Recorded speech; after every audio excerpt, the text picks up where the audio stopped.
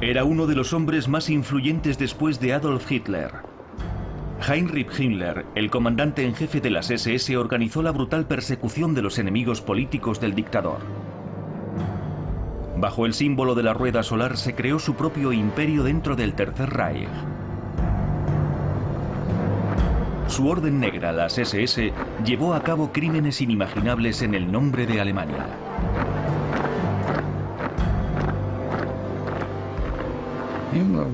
Heinrich Himmler creía de verdad en el nacionalsocialismo. No hay ninguna duda de que lo creía ciegamente. Estaba convencido de que había dos grupos diferentes: los arios, que eran superiores, y los inferiores. Pero ¿quién era este hombre nacido en una familia burguesa que, convertido en fanático antisemita, organizó un genocidio en nombre de Hitler? En la familia estaba considerado como la oveja negra. Seguramente era un intento de marcar distancias con Heinrich, esa persona con la que nadie quería tener nada que ver después de la guerra. Lógicamente, todo el mundo intentaba marcar las distancias con él. En el sistema de campos de concentración y exterminio, 6 millones de personas fueron víctimas del terror. En la perversa lógica de Himmler, era un deber patriótico. Quiero hablarles abiertamente de un capítulo muy duro. Me refiero a la evacuación de los judíos, la erradicación del pueblo judío. No éramos humanos, ni estábamos muertos, ni nos preocupaba lo que sucedería al día siguiente. Los sentimientos habían desaparecido.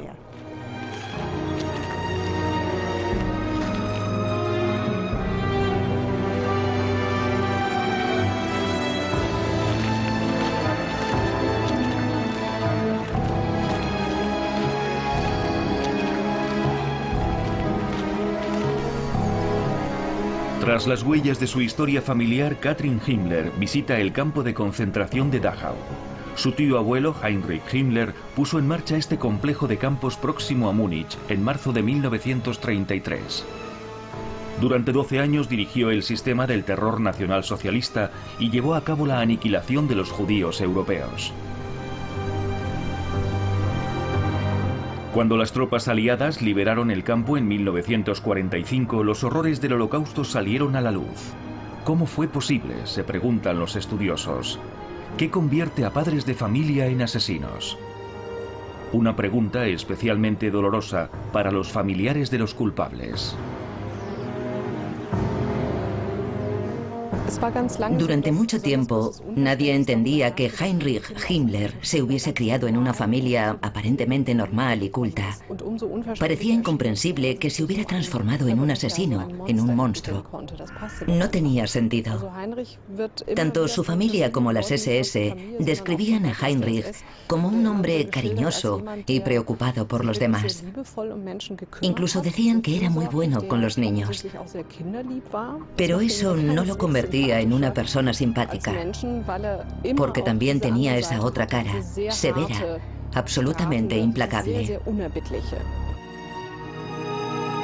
Himmler marcó a muchos miembros de las SS durante toda su vida. Incluso cuando la caída del Tercer Reich era solo cuestión de tiempo, sus esbirros seguían sin mostrar piedad por sus víctimas que enviaban en trenes hacia el oeste. Se mataban unos a otros solo para tener un poco de espacio. Estaban como sardinas en lata. Recuerdo que se revolvían e intentaban moverse. Uno de los que estaban junto a mí estaba intentando cambiar de postura.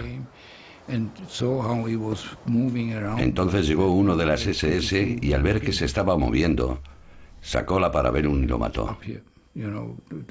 Le disparó aquí, le atravesó la vena y yo lo vi morir. Es algo que no olvidaré nunca. Heinrich Himmler nació el 7 de octubre de 1900 en Múnich. En 1913 su familia se mudó a Landshut, donde vivían en la misma plaza del pueblo. El padre de Himmler era un profesor de instituto de inclinaciones conservadoras, orgullosamente bávaro y estricto católico. En aquel tiempo la educación era muy completa. Mucha gente hablaba griego y latín. Sin embargo, en el Imperio alemán, el espíritu del mundo clásico perdía espacio ante el nacionalismo xenófobo. El padre de Himmler controlaba el desarrollo de sus hijos con severidad y pedagogía. Heinrich era el segundo de 3 hijos. Era un niño débil y enfermizo, pero siempre intentó obligar a su cuerpo a realizar esfuerzos físicos que no podía llevar a cabo. Sus padres le exigían un gran rendimiento escolar y el espíritu militarista de la época también lo sometía a una gran presión física. La formación paramilitar comenzaba muy pronto y todos los niños querían ser soldados. Creo que desde muy temprano Himmler fue consciente del dilema al que se enfrentaba. No encajaba en la imagen de soldado y tuvo que esforzarse mucho para estar a la altura de las expectativas. Cuando estalló la Primera Guerra Mundial en agosto de 1914, Heinrich registraba meticulosamente en su diario el progreso de la guerra. Se emocionaba con todas las victorias alemanas y se indignaba por la falta de entusiasmo entre la población civil. Junto a sus amigos, representaba batallas en el jardín.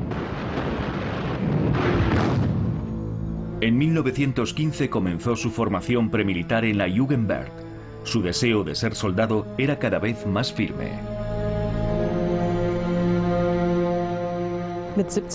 A los 17 años quiso hacerse oficial y consiguió imponer ante su padre su deseo de abandonar los estudios e ingresar en el ejército. Al principio sufrió mucho porque se dio cuenta de que no estaba hecho para la vida militar. Pero su idealismo era tan fuerte que siguió luchando contra la realidad.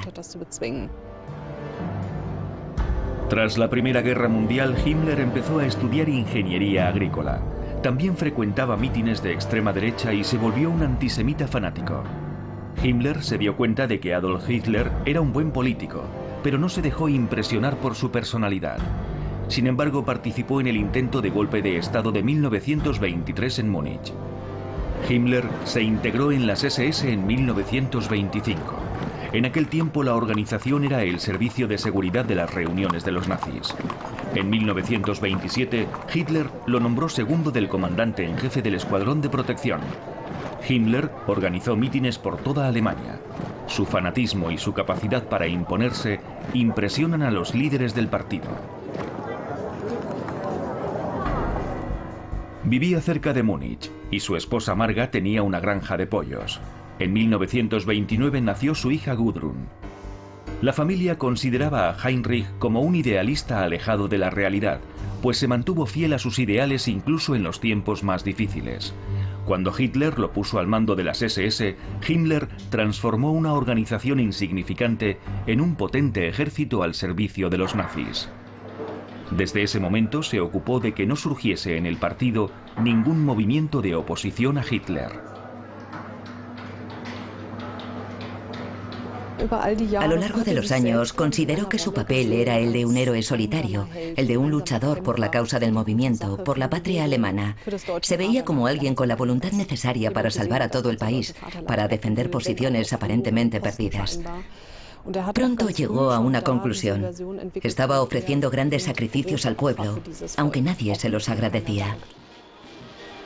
Para Himmler, la toma de poder de los nazis en 1933 no supuso un gran progreso para su carrera al principio.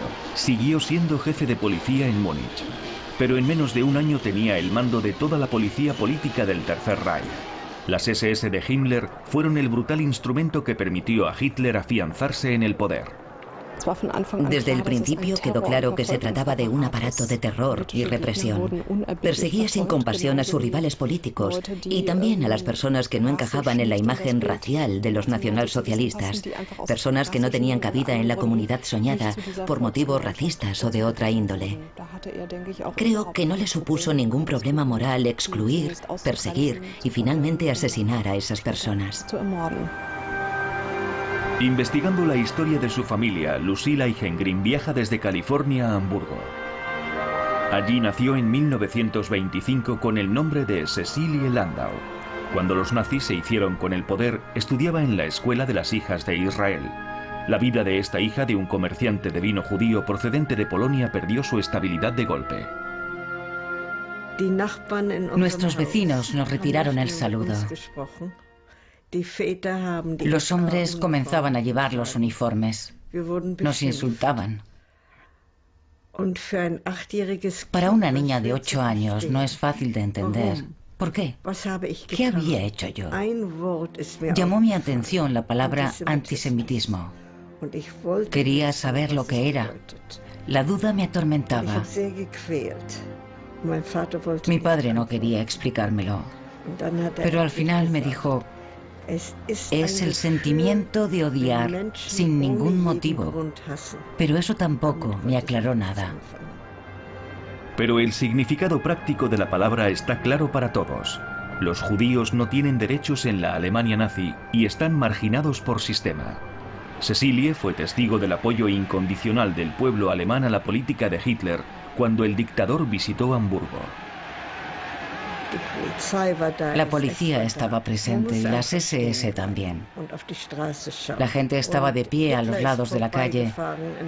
Hitler pasó en un coche descapotable. Yo estaba en la primera o en la segunda fila. Mi madre me puso la mano derecha en la cabeza. Todo parecía bastante normal, pero yo estaba muerta de miedo. En Praga, la capital checoslovaca, las familias de origen judío no tenían nada que temer a mediados de los años 30. Aquí vivía John Steiner en una familia cristiana. Su padre era procurador y su madre había estudiado literatura inglesa.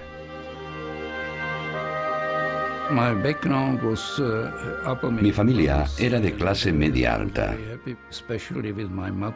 Yo era feliz sobre todo con mi madre, una mujer muy culta y con una gran vida social, que se esforzó por darme una educación correcta sin ser autoritaria. Esto es muy importante, sin ser autoritaria. Me envió a un centro de preescolar inglés, a una escuela primaria alemana y a un instituto checo. Para mí eso era muy importante, porque me dio la base para toda mi vida posterior.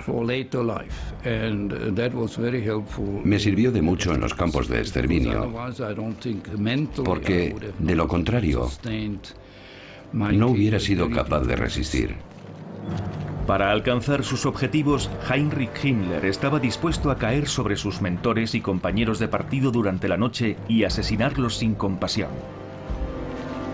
A Katrin Himmler no le interesa mucho saber cómo su tío abuelo se convirtió en asesino. La politóloga quería saber más sobre su familia e investigó entre sus parientes y en los archivos públicos. Para sus padres, esta historia era tabú.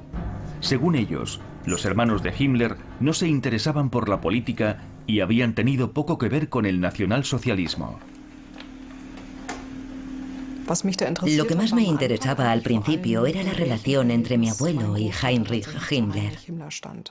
Quería saber si era una relación estrecha, si se trataba de una relación privada y fraternal, es decir, si simplemente se llevaban bien, o si sus opiniones políticas eran más semejantes de lo que yo creía. Katrin Himmler descubrió que su abuelo Ernst Himmler tenía una buena relación con su hermano. Toda la familia estaba orgullosa de la fulgurante carrera de Heinrich. Ni sus dos hermanos ni sus padres llegaron a cometer crímenes contra la humanidad como Heinrich.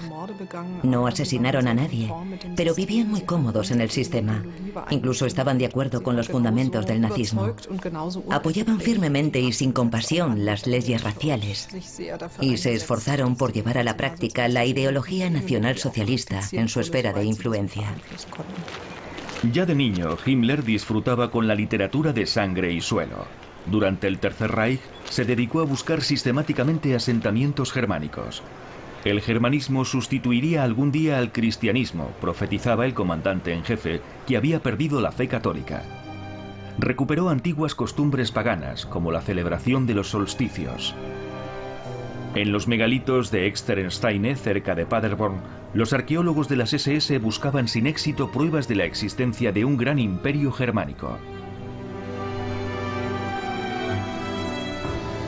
Himmler envió investigadores incluso al lejano Tíbet buscando pruebas de su disparatada teoría sobre el origen de la raza superior.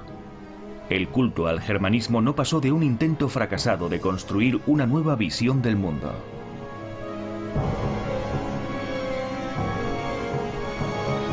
Himmler también se esforzó para encontrar raíces paganas en la Edad Media. Respetaba especialmente a Enrique I y en 1936 peregrinó a su tumba en la Catedral de Quedlinburg. En su discurso, Himmler dijo que el rey, al igual que Hitler, había recibido una terrible herencia. También entonces, en el siglo X, Alemania había perdido el este a manos de los eslavos. Entonces, Enrique introdujo la fidelidad germánica entre el dirigente y sus vasallos.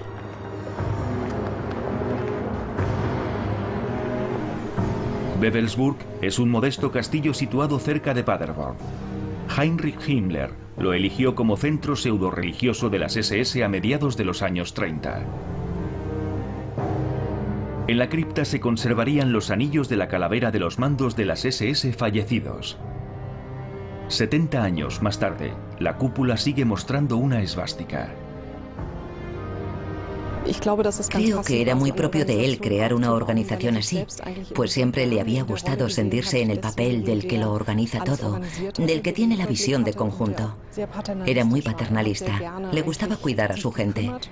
Más adelante se veía también como el padre de las SS, el responsable de todo, de sus hombres y de sus familias.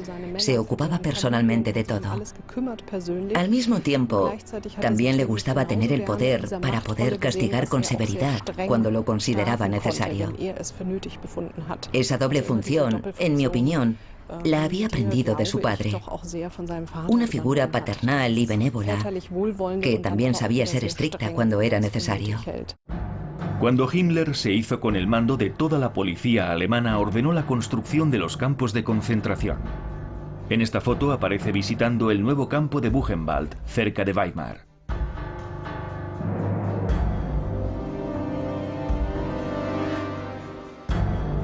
Tenía que asegurarse de que el aparato del terror funcionaba correctamente. El comandante en jefe tenía el poder de decidir quién perdía su libertad y quién la recuperaba. Hitler dedicó años a rearmar el país y paso a paso llevó a cabo su agresivo plan expansionista. En marzo de 1939 la Wehrmacht marchó sobre Praga. Fue terrible cuando los alemanes ocuparon el resto de Checoslovaquia y entraron en Praga con todos sus efectivos, los tanques, los coches y los camiones. Fue una gran decepción para el pueblo, que se sintió abandonado por los aliados y perdió de golpe la moral. Entonces todos estaban dispuestos a cooperar con los nazis. Intentamos huir de Checoslovaquia, pero entonces empezó la agresión contra Polonia y cerraron la frontera.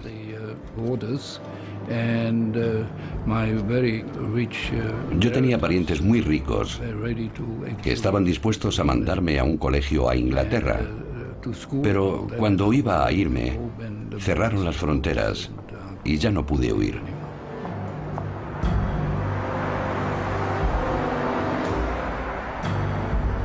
Desde las entrañas del Tercer Reich, la policía secreta de Himmler se garantizaba que los nazis tuviesen todo el poder.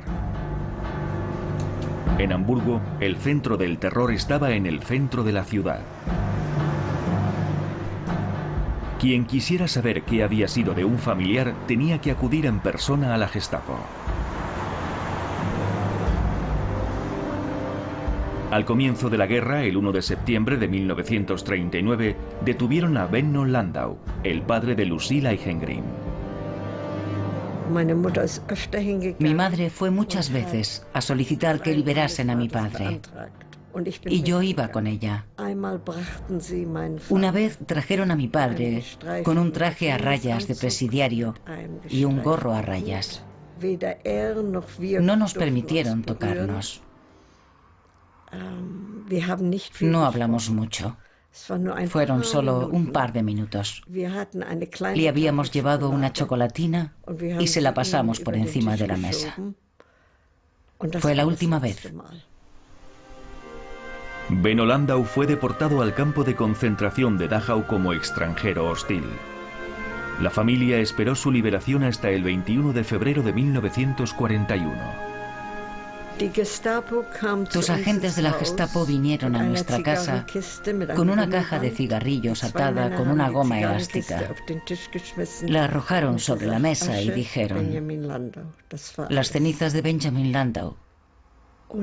Eso fue todo. Enterramos sus cenizas en el cementerio, pero naturalmente no sabemos si eran realmente las de mi padre. A principios de mayo de 1941, Heinrich Himmler visitó la Acrópolis de Atenas en un viaje de estudios a la cuna de la civilización europea. Pocas semanas más tarde comenzó el genocidio sistemático de los judíos. El objetivo de Himmler era la germanización sistemática del Este. Las SS demostraban la superioridad de la raza. Los pueblos inferiores serían esclavizados o aniquilados. Descubrieron que se sentían atraídos por la ideología nacionalsocialista y por la forma prusiana de comportarse, de escuchar las órdenes y cumplirlas sin cuestionarlas. Por eso hicieron cosas que solo podían justificarse por la ideología. Querían creer. Aunque no creyesen de verdad, querían creer que lo que hacían era lo correcto, que era por el bien de la nación.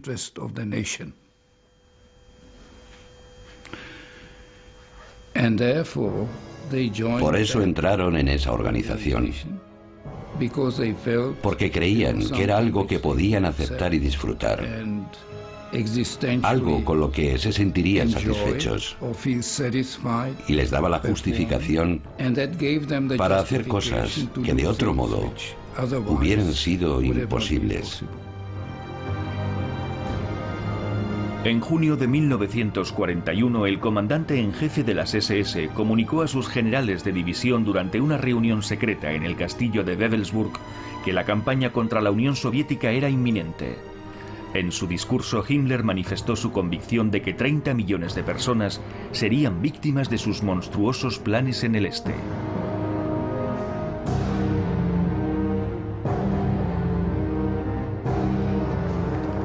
El 22 de junio, Hitler declaró la guerra a la Unión Soviética.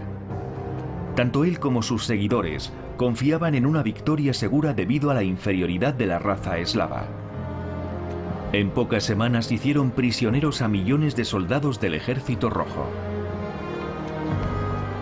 En Europa viven 11 millones de judíos, según la información de la burocracia nazi. Himmler ve la oportunidad de hacer realidad su sueño de un gran imperio germánico. Y sabe que para alcanzar ese objetivo tendrá que cometer muchas atrocidades.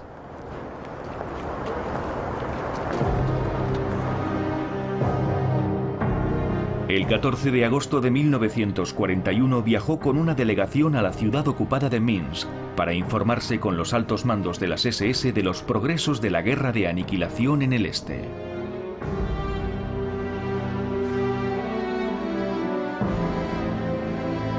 La agenda de Himmler indica que el comandante en jefe tenía previsto presenciar la ejecución de 300 guerrilleros y judíos.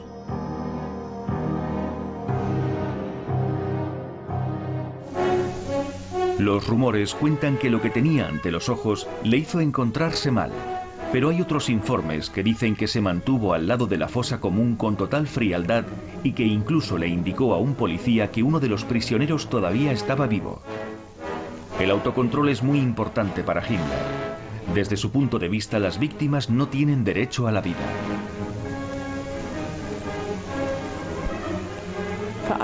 Con todos los que estaban al otro lado de la línea, no se aplicaba la humanidad. Había una frontera clara. Creo que no hubiera funcionado si no los hubieran deshumanizado así.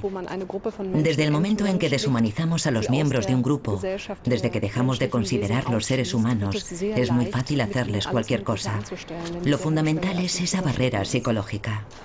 Durante la guerra contra la Unión Soviética, los grupos de intervención de las SS mataron a cientos de miles de judíos en pocos meses por detrás de las líneas del frente.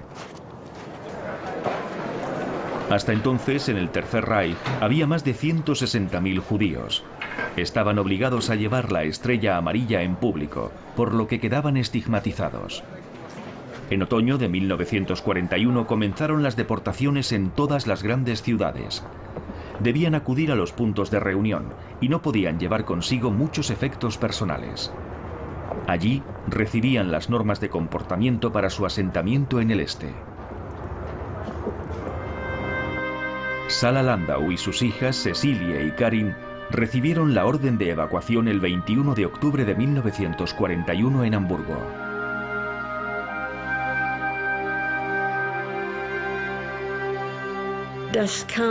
Llegó una orden por escrito de la Gestapo. Nos daban 2 días de plazo.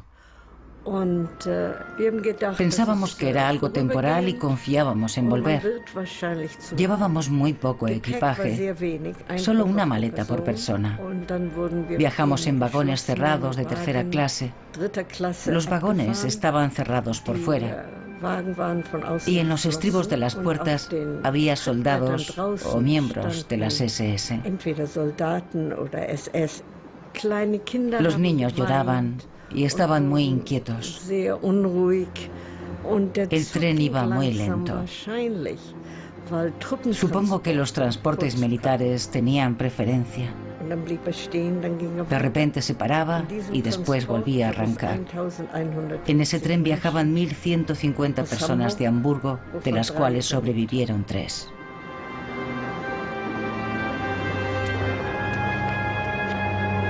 El viaje acababa en Litzmannstadt, en la región anexionada de Polonia. Las imágenes tomadas por un soldado alemán nos muestran el gueto en el año 1940, cuando todavía no era el más industrializado de Europa, donde se hacinaban 160.000 personas.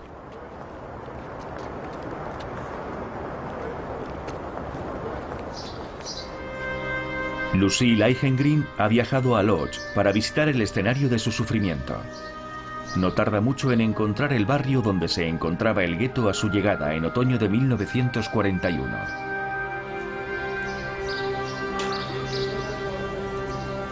Por aquí pasaba la frontera vigilada. La familia Landau vivía en una casa cerca de la alambrada.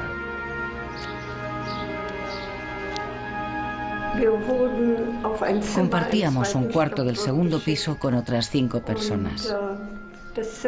Cada familia tenía un catre. En medio de la habitación había un horno. Y por la ventana se veía la alambrada y el puesto de vigilancia alemán. Cuando pienso en esa casa, en ese cuarto, recuerdo a mi hermana pequeña, que tenía miedo de las chinches que caían del techo por las noches. No entiendo cómo podíamos sobrevivir en esas condiciones. Cecilie Landau acababa de cumplir 16 años y todavía creía en los milagros.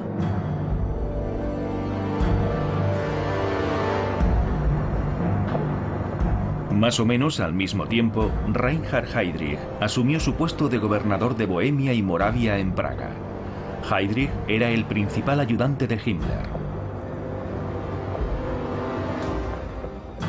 Fue el organizador de la llamada solución final de la cuestión judía, el exterminio de los judíos europeos.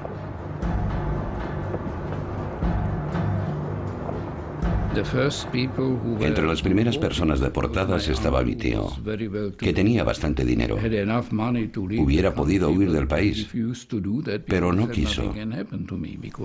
Decía, no me va a pasar nada, soy inocente. También deportaron a mi padre a Theresienstadt para trabajar en la industria. De los miles de personas que llegaban, algunos eran deportados de nuevo y otros se quedaban. No sabíamos los detalles ni la finalidad de las deportaciones. Nunca nos había pasado nada así. Por supuesto, entendimos que la deportación a Theresienstadt suponía perder nuestra casa y todo lo que teníamos. Heydrich transformó una antigua fortaleza situada al noroeste de Praga en un campo de concentración para 10.000 checos.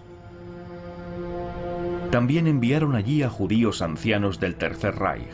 Los nazis hicieron correr la voz de que las condiciones de vida en el campo eran especialmente buenas. Mi padre nos seguía escribiendo y mi madre le enviaba paquetes con provisiones. No sacamos ninguna conclusión y no vimos ningún problema terrible. Nos decían que había escasez de comida, pero era mucho peor. Los internos se morían de hambre. Se estaban muriendo de hambre literalmente.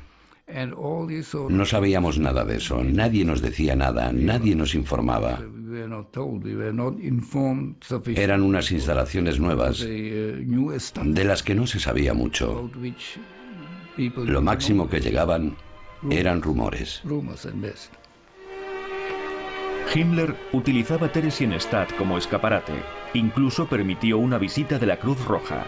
Esperaba que las grabaciones sirviesen como propaganda y desviasen la atención de la situación real. Para no dar sensación de hacinamiento en Theresienstadt, los internos eran deportados con frecuencia al este. Las fotos muestran a Heinrich Himmler el 16 de julio de 1942 durante una visita a Auschwitz, donde mandó construir la gran fábrica de la muerte de Birkenau. El genocidio se ordenó como muy tarde aquella primavera. Desde el principio, el comandante en jefe de las SS se encargó personalmente de la construcción de los campos de exterminio en la Polonia ocupada.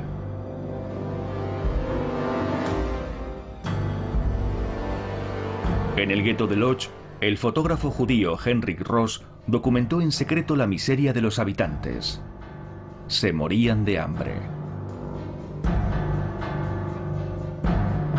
Cuando Himmler visitó Auschwitz el 16 de julio, Sala Landau ya llevaba varios días muerta. Mi madre falleció el 13 de julio de 1942. El coche fúnebre, una camioneta negra, pasaba por el gueto todos los días y recogía a los muertos. Los metían a todos en el mismo coche y se los llevaban al cementerio judío. Ya ni siquiera los enterraban. No había personal. Una semana más tarde, nos escabullimos, nos hicimos con 2 palas, cavamos un hoyo y buscamos a mi madre entre los cientos de cadáveres. Estaba entre 2 tablones, con el nombre en el pie derecho. La sacamos de allí. La enterramos sin rezar y nos fuimos. En 1942, Heinrich Ross sacó fotos de las deportaciones a los campos de exterminio. En septiembre se llevaron a Karin Landau, la hermana pequeña de Lucille. Iban por las calles con un camión, con perros y armas. Nos hacían salir al patio y elegían a los que se llevarían.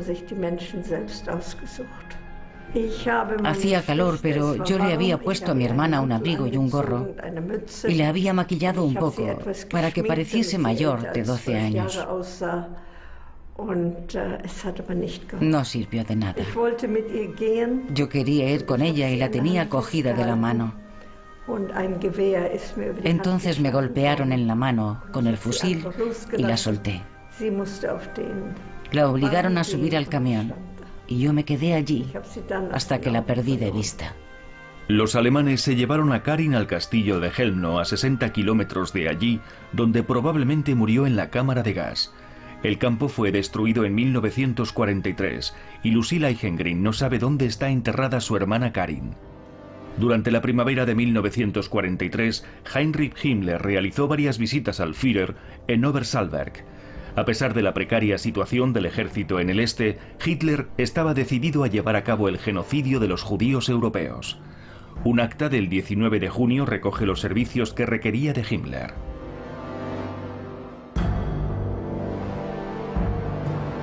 En respuesta a mi discurso sobre la cuestión judía, el Führer declaró que la evacuación de los judíos debería continuar sin ninguna interrupción, a pesar de los trastornos que causaría a lo largo de los próximos 3 o 4 meses.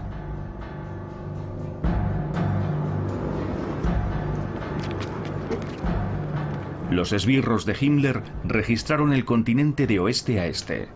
En el campo de concentración holandés de Westerbork, las filmaciones alemanas muestran a los prisioneros hacinados en vagones de ganado. Nos metieron en vagones de mercancía y emprendimos un viaje largo y muy desagradable,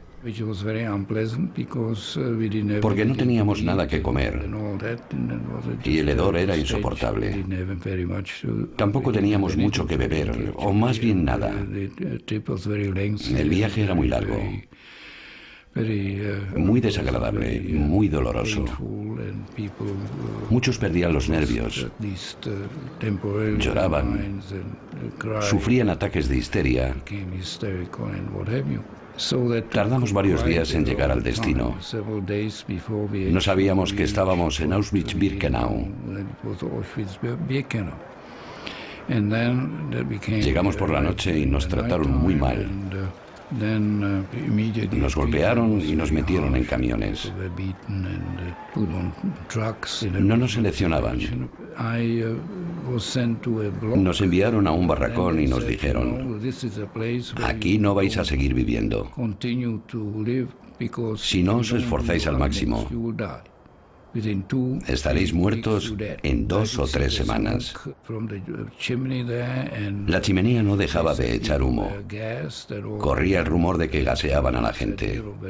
Decían que no duraríamos mucho tiempo en el campo, que estaban gaseando a los prisioneros. Pero yo no me lo creí. Aunque veía la chimenea, solo me lo creí cuando empezaron a enviar a mis amigos a la cámara de gas.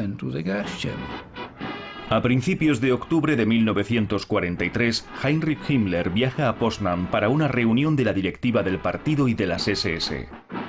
Las noticias mostraron el desfile de las juventudes hitlerianas, el Frente Alemán del Trabajo y el Ejército.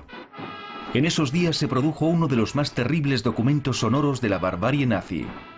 El ayuntamiento de Poznan es una reliquia de la megalomanía nacionalsocialista en la Polonia actual. El 4 de octubre de 1943, Himmler pronunció un discurso en Poznan ante una congregación de oficiales de las SS. Uno de los principales temas de la reunión fue el exterminio de los judíos. Lo que no está claro es por qué se grabó el discurso. Quiero hablarles abiertamente de un capítulo muy duro. Debo decirlo ante ustedes, pero nunca podremos mencionarlo en público. Me refiero a la evacuación de los judíos, la erradicación del pueblo judío. Es una de las cosas fáciles de decir. El pueblo judío será erradicado. Se lo dirá cualquier miembro del partido. Está claro, está en nuestro programa. Eliminar a los judíos, erradicarlos, claro. Bah, eso no es nada. Pero la mayor parte de ustedes sabe lo que son 100 cadáveres juntos, o 500, o 1000. Saben lo que es presenciarlo y, resistiendo a toda debilidad humana, mantenerse firme. Es una experiencia que nos ha endurecido, un logro del que nunca hemos hablado y del que nunca hablaremos. En esa reunión fue cuando muchos comprendieron realmente al comandante. El objetivo del discurso también era darles fuerza y coraje para continuar, pues algunos comenzaban a dudar. Yo creo que la mayor parte de los oficiales de las SS no tenían ningún problema con el proyecto. Lo más difícil de entender es que no actuaban sin moral, sino guiados por su propia moral perversa. Intentar ponerse en su lugar causa repugnancia. Es totalmente insoportable. Himmler viaja infatigable por todo el país para tomar sus decisiones sobre el terreno e impresionar a sus hombres. Intenta transmitir a las SS las virtudes y propiedades que se ha labrado a lo largo de su vida. Algunos oficiales declararon que solo se dieron cuenta del carácter criminal del proyecto después de la derrota.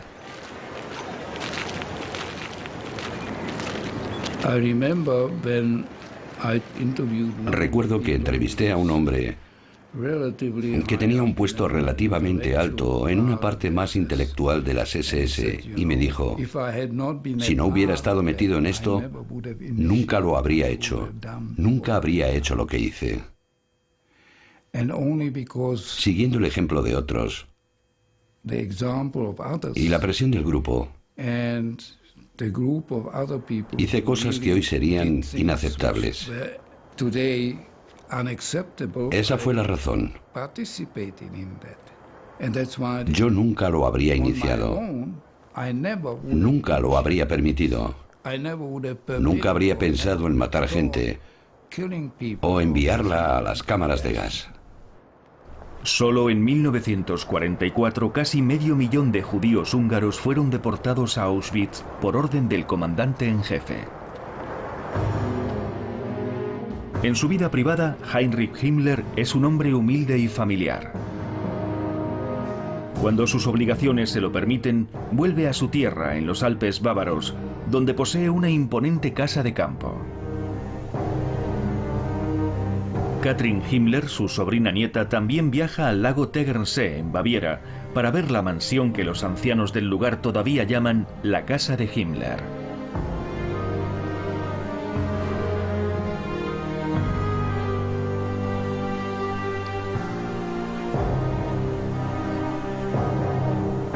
Ha cambiado poco desde la época de los nazis. Ahora es propiedad del Estado y se utiliza como centro de enseñanza. En esta foto del álbum familiar, el genocida abraza a su hija Gudrun, a la que llama Pupi, que significa muñequita. En los años 50, Gudrun Himmler crea una organización de ayuda a los criminales de guerra alemanes y nunca ha perdido la fe en su padre. Marga Himmler no ve mucho a su marido. El matrimonio está destrozado, durante años existe solo sobre el papel. Himmler busca una vía de escape de las convenciones sociales para él y para sus hombres. Era un defensor de la bigamia, especialmente para los miembros de las SS. Tenía la opinión de que ningún hombre, especialmente ningún hombre de las SS, debería estar obligado a pasar toda la vida con una sola mujer. Aunque él se contuvo durante la guerra, muchos miembros de las SS practicaban la bigamia en secreto. Heinrich Himmler estaba decidido a introducir después de la guerra la posibilidad legal de que los hombres de las SS pudiesen formar dos familias y así producir más niños racialmente puros. El jefe de las SS ofició varias bodas para altos mandos. La amante de Hitler, Eva Braun, grabó la boda de su hermana Gretel con el general de división Hermann Fegelein el 3 de junio de 1944 en Salzburgo. Pero Himmler no se arriesgó a hacer pública su propia situación familiar. Se casó en secreto con su antigua secretaria, Hedwig Podhast. Trabajaba en la Oficina Central de Seguridad del Reich desde 1935 y pronto la nombraron secretaria personal de Heinrich Himmler. También estuvo aquí en Gmund, donde el Estado Mayor de Himmler tenía su propia sede.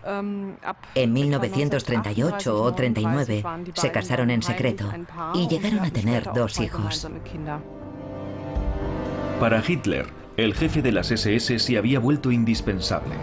Tenía tropas en el frente y cientos de miles de trabajadores esclavos en la industria armamentística.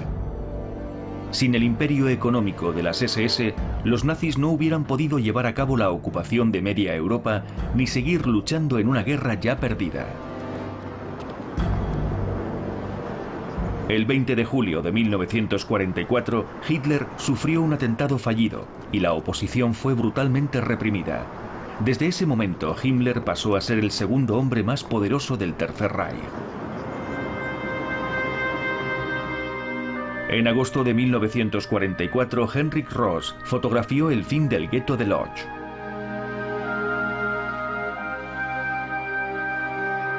Sus últimos habitantes fueron deportados desde la estación de Radegast. Cecilie Landau también viajó en uno de esos vagones.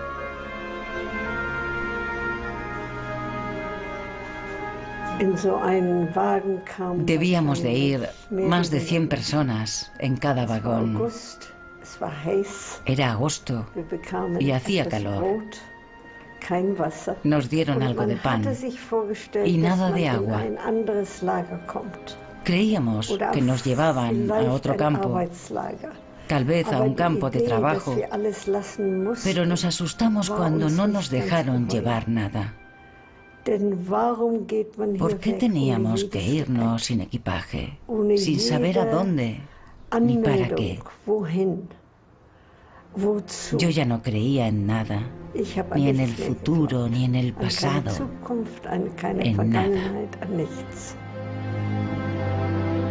El tren llegó a Auschwitz-Birkenau.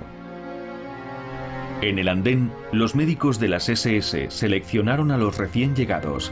A los que no servían para el trabajo los mataban. Nos metieron en una habitación. Nos obligaron a desnudarnos y nos sacaron todo lo que llevábamos. Nos raparon el pelo y nos llevaron a las duchas. Entonces alguien dijo, o agua o gas. Ese día nos dieron agua. Después nos dimos la vuelta y vimos las chimeneas que no dejaban de echar humo. Nos preguntábamos qué era. Se fue corriendo la voz. En pocas horas todos sabíamos lo que era Auschwitz, en realidad. Cecilie Landau tuvo suerte. Tras pocas semanas pudo irse de Auschwitz. La enviaron como trabajadora al Tercer Reich. Allí, Heinrich Himmler condecoraba a los soldados y tomaba juramento a miembros del Ejército Popular que entraría en la guerra como último recurso. En el informativo se mostraba convencido de la victoria. Nuestros enemigos deben saber que la invasión de Alemania, aunque pueda tener éxito en algunos lugares, tendrá para ellos un precio equivalente al suicidio nacional. En realidad, Himmler dio la espalda a Hitler en marzo de 1945 y empezó a negociar con los aliados, pero se negaba a capitular. Hitler no podía creer que su fiel Heinrich lo hubiera traicionado, y en un ataque de ira lo expulsó del partido y de todos los cargos públicos. Lucille Eichengreen llega al final de su viaje al pasado. El antiguo campo de concentración de Bergen-Belsen, en las landas de Lüneburg. Ingresó en este campo en marzo de 1945 con su nombre de nacimiento, Cecilie Landau.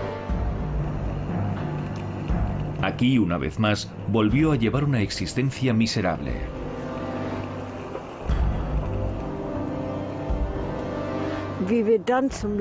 Cuando llegamos al campo había muertos a lo largo del camino.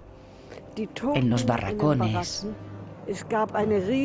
había una gran fosa llena de cadáveres desnudos y el olor era insoportable. Al llegar ya sabíamos que no íbamos a vivir mucho. Estábamos preparados para morir. A la entrada del campo había dos montañas de zapatos. Una a la derecha y otra a la izquierda. Zapatos viejos, nuevos, pequeños. Lo único que podía pensar era, ¿por qué solo hay zapatos? ¿Dónde están las piernas? ¿Dónde están las personas? A principios de abril de 1945, el ejército británico liberó el campo de Bergen-Belsen.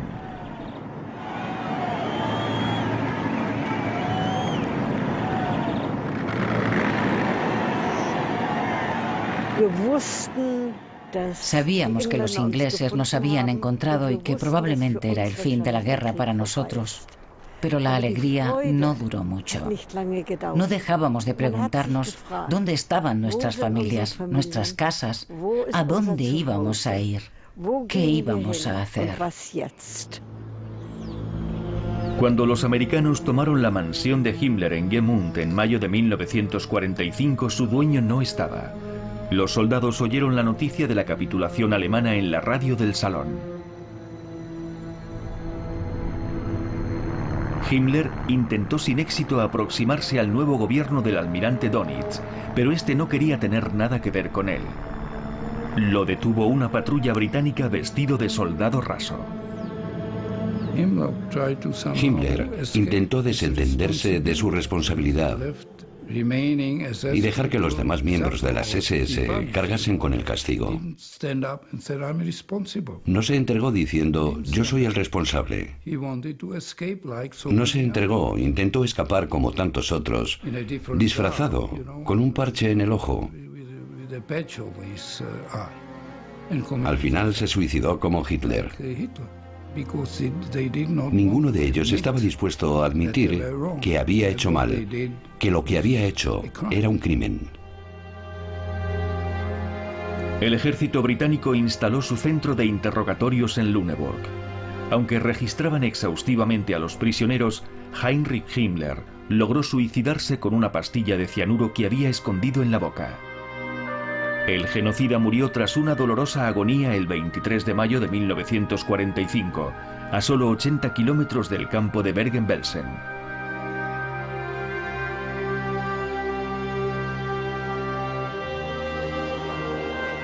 En diciembre de 1945, Cecilie Landau dejó Alemania y emigró a Estados Unidos. Lucille Eichengreen no logra explicarse por qué pasó lo que pasó. Dice que los alemanes siempre habían sido un pueblo educado. Todavía no ha conseguido perdonarlos.